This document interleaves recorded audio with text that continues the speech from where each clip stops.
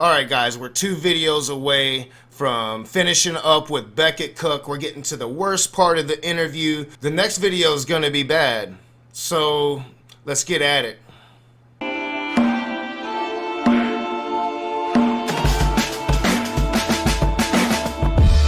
What is up, you heathens and demons, you sinners and saints, you beautiful, blasphemous people?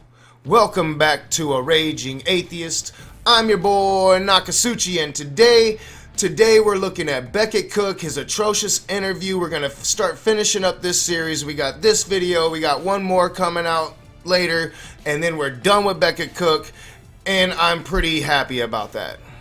First, gotta send a shout out to my patrons. New benefits rolling out.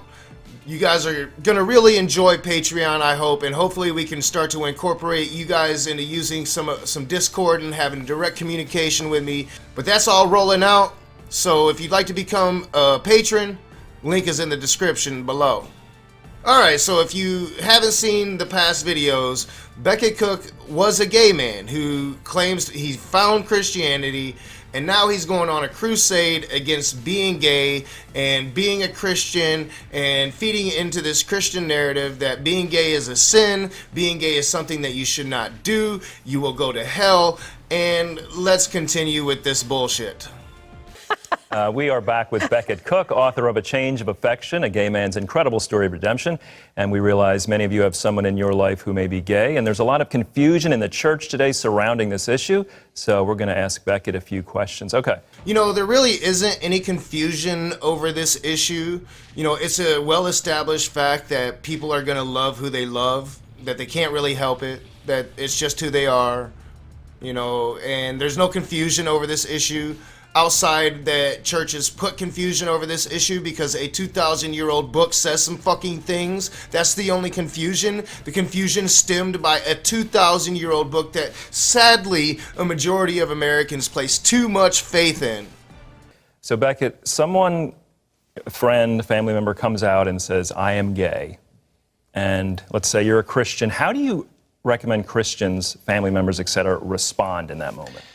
Well, first of all, I'll say that's a difficult moment because the child who comes out has had many, many years to wrestle with that internally. And by the time they come out to a parent, you want the parent to be on board immediately.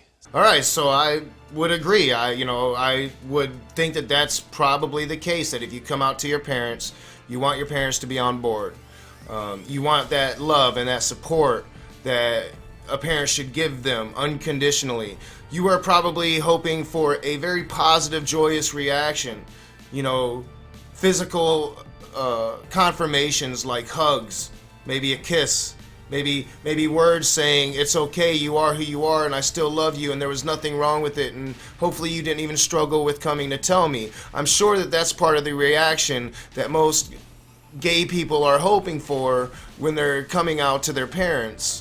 So, and that's usually a shock to the parent, and it takes time for the parent to process that. And so I recommend that both sides give each other grace because the parent needs time to grieve and mourn, because it's shocking to a parent. And, you know, the parent needs to kind of take a step back and maybe go to a closet and cry and pray. Why would a parent need to take time to grieve and mourn as if their child just died?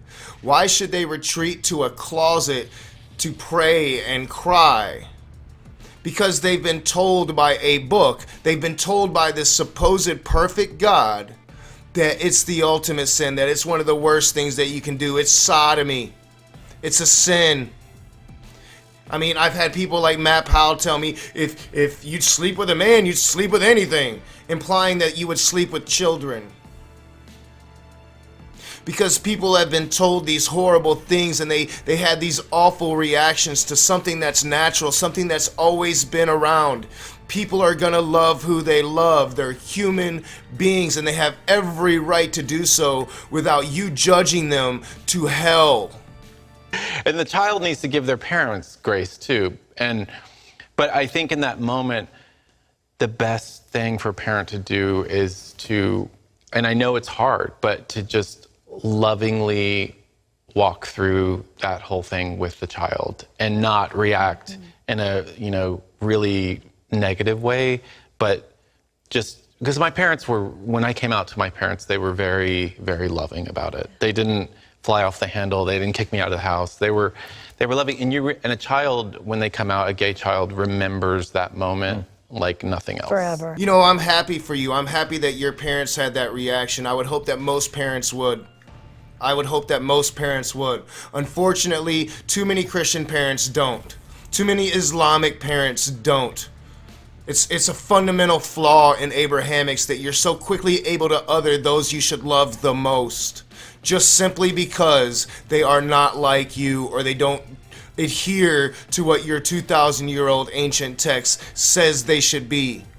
And I would hope that you would address that, but you're not, because your whole thing here is it's wrong to be gay. Your whole thing here is that you've got Jesus now and you don't need to have that same-sex attraction anymore, but you still have it. You're such a hypocrite. You're only here to sell this book. You're only here to enrich yourself, and I know that's just my opinion. I cannot look into your mind. I do not have that ability, but I find it atrocious, and I find that this whole narrative that you are feeding very, very dangerous. I have dealt with the most fundamental people that advocate for the genocide of gay people, and this narrative right here is why.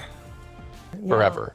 You remember how your parents react. And so that's an important time. So Becket, I think the question that a lot of Christian parents that might be facing this would have is, where do you draw a line that's a standard for your family? You write in the book about wanting to bring a boyfriend home one Christmas and dealing with that. I think that's the question on people's minds is, how do I love you as my child, but say, we don't really stand with you? If you don't stand with your child, you do not love your child. So stop fooling yourself. If you don't stand for the person that you gave birth to, the person that you raised, if you don't stand for them, then you don't love them. You know, it's very simple to me. It's very black and white. It's very black and white. You know, you love your children. You take care of your children. You don't other them. You don't make them feel shame for being who they are. You don't judge them because of some ancient text that you have devoted your soul to. That is not being a good parent. That is not being a loving parent.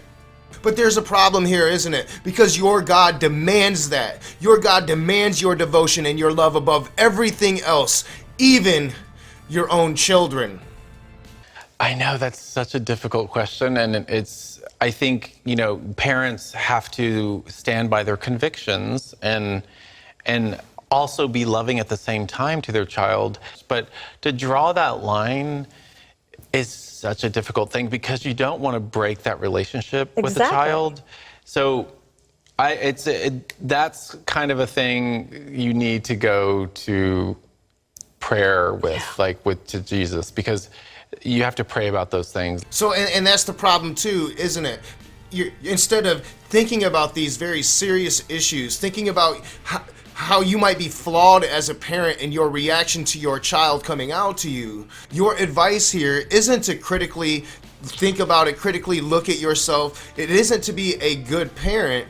Your advice is to pray to Jesus, who's been dead for 2,000 years and who isn't going to do a fucking thing about the fucking situation.